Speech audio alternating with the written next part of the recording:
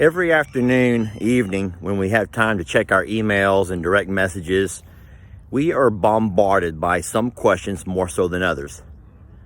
Today, we're going to address a couple of those.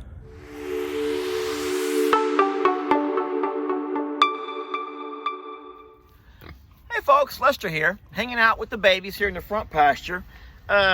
Today, guys, I'm going to answer some of your questions. I've had a lot of folks just bombard the email. Poor Sister Kim is having to answer these same questions over and over. My mom and dad, who help with the page, the comments, are having to do just the same thing. So today I'm going to put on my teacher hat and show a couple of things. Now, folks, I'm going to title this lesson, Where's Beep? And we can just fill in the blank. So as a sanctuary, we offer a forever home to farm animals who've been abused, neglected, abandoned, or many times that animal might have an amazing, loving owner, but the owner can no longer take care of them for various reasons. This whole thing with COVID and folks losing their source of income has been a big factor in a lot of folks having to rehome their animals. So what we do when someone reaches out to us and asks us, can you take our pig? Can you take a donkey? Can you take our goat? What we have to do, Jamie and I, well, number one, we have to make sure that we can financially afford it. Number two, we have the space or the pasture adequately, large enough for that particular animal. And of course, are there medical expenses? Are there going to be vet costs and things like that? And if we're at a place where we have the time and we have the money, then we will for sure, welcome that animal in with open arms. And then once they're here, we like to think, we do, this is honest, and you want honesty, you want transparency. We like to think that this will become that baby's forever home. But sometimes some animals can't stay. Let me explain why. Many times an animal might come and they might have a bad chemistry with the other animals. They might not get along. They might be a threat or a danger to the babies that we already have living here now. They might upset the chemistry, the dynamic that the babies have as far as their pecking order. They might end up being a kicker. Imogene is wanting me to go back to the dry erase board. They might be a biter. And you get what I'm saying. So what we do, if we don't have a pasture where we can accommodate that animal, if we can mix and match and move animals around and try to figure out what might be the best fit, then we'll always do that. We love these babies, and we would never bring one in if we did not have plans to offer it that forever home. But in saying so, sometimes we know it's just not a good fit. It's not a good fit. So what we do is we will sometimes reach out to other sanctuaries or other rescues. Now, there are 3 particular rescues, sanctuaries, who we've worked with and who we have rehomed our babies to. We have supported them in different ways, and they also support us back and forth, in our sanctuary rescue type endeavors. And so I will list those sanctuaries over here on the page in case you want to take time to look them up, to follow their pages, and to kind of learn more about their journeys and the path that they're on and their missions. But as far as taking the time to answer every particular animal and saying exactly where and why and when each animal went to different locations, we're not going to do that. Since right now, the big theme, the big topic is where's CJ? I'll address that because it's simple. CJ, I don't know. No, I could get on my four-wheeler or the side-by-side and go hunt him down. But let me tell you why I stopped doing that. Because CJ has a particular I don't want to say a problem, because to CJ, that's just who he is. And I'm not going to be one to try to change that. But CJ is a fence climber. And for anyone out there who's ever had a dog who would not stay home, guys, some animals are just, they have that instinctive nature. Heck, some humans won't, I almost said men, but some humans won't stay home. And they have that instinctive nature just to roam.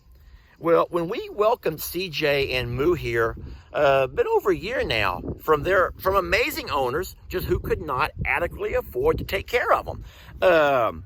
It was all intent to have these guys and offer them a forever home, forever. But guess what? It began almost immediately. Moo and CJ got along great with the other animals. They were amazing to Jamie and me, the kids. Everything was going so good. I fed them, and I still do, feed my animals twice a day, morning before I go to work, afternoon when I get home. We always provide hay year-round. They may not need it because animals will not choose hay over green grass, but I always have that roughage. If they're having a tummy issue, some animals prefer to go to that hay. It's better and easier to digest than what green grass is. And of course, we have green grass here 9 months out of the year. We always keep fresh water, and we do everything we can as far as loving and grooming and vet care. But for some reason, some animals just don't want to stay home. And CJ had that problem. I followed CJ around patching, repairing, making fences higher, stronger. But CJ is a very large steer. And if CJ wants out, he's going to get out. And so for the longest time, CJ was getting out over on the left side of the property and going over into those neighbors' pastures. He'd go to the right side of the property and get into my dad's pastures. And every afternoon, I'm getting home from work and I'm having to go find CJ. Or throughout the day, I'm getting these texts from my neighbors saying, hey, your cow's in my pasture. Your cow's in my yard. Your cow. Oh, it began to be where it wasn't funny or cute. We made so many videos in the beginning of bringing these guys back home. I'll try to find one. This is normal. Out walking my cow. Bringing them back home. I'd send Jamie out. If Jamie was here, I'd say, Jamie, can you go get CJ back home? And it was cute and funny at first, but that got to be real old real fast. So at some point, I stopped trying. I make sure that during the winter months, my dad will have the extra bag of feeder so that he needs to accommodate the child support that I'm paying for CJ. My dad and I, we also share hay. We both build fences, but it's crazy. And it's also sad to me that CJ will not stay home. I don't know why. I don't get it. But what's worse is when CJ began to leave, he would take other animals with him. We've had donkeys who have just been mean, just downright mean. So there's something that we discovered is synonymous with male donkeys. Both Harvey and John Boy were just mean, just downright mean to the core. And I'm not real sure if that's synonymous with all donkeys, all jack donkeys, but with these two, they would bite, and we've all been bitten. They would kick, we've all been kicked around here. And what's worse is they would also trample the babies. Many of you guys remember our little white goat named Betty, and she was trampled to death by Harvey. And then you guys may not know this story. We haven't talked about it. Obviously, it's one you don't talk about. But little John Boy, we put him in Stephanie's pasture. He bit one of her baby goats along the back of the neck so hard that it crippled the goat, paralyzed it. You know, you have that expression, the jack.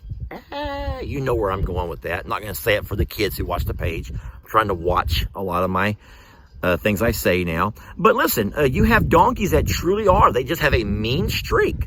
And once again, if you've never been around donkeys, if you don't know donkeys, guys, donkeys can kick, donkeys can bite. And if you have an aggressive donkey, they can be a threat to your other babies. Hannah, she was deaf. And she was not going to survive here. We moved Hannah along before something bad happened to her. I loved her. I still love her. I still talk to her owner all the time. I still get pictures, videos. But I also know that Hannah would have eventually found herself in a really bad situation. She came so close so many times, folks, because here we do drive tractors around. The boys are on their four-wheelers. You know, I'm in my truck. Jamie's in her car. People come by here all the time. And Hannah was always finding herself underneath one of those vehicles, and she couldn't hear when they cranked up. But, you know, you have your delivery drivers, and she found herself in so many close situations. Dogs nowhere in the pasture. I mean, they keep a very vigilant eye out for the dogs. However, Hannah is right here beside me. I'm moving some hay around this morning. Uh-oh. Watch this, though. Now, you know, Hannah has no idea because Hannah's deaf. And so Annie is so sweet to her. She's letting her know that you can't be in here, baby. But look, she runs right along beside her. Hannah will go right back to the fence and she's out. Isn't that the sweetest thing? So what we did was the responsible thing. We moved her to a farm where she could be well taken care of, an inside-only dog. And if she does go outside, those places are not so, there's not so much traffic in and out. So we try to make the right choices for the babies. You know, even when we can't have them ourselves, we try to rehome to the right home. We follow up, we keep up with them. We have donated feeds. We've donated gift cards. We've donated, along with the babies, ways to help these sanctuaries continue to grow and make their ends meet, because it can get very expensive. So don't think that we have turned our back on them. Don't think that we've turned our back on you by not answering your questions. Like I said, though, sometimes it's just, there's a lot of good, bad, and ugly that goes along with running a sanctuary. And I know that you folks don't want to hear or focus on the ugly and the bad as much. We just don't talk about it.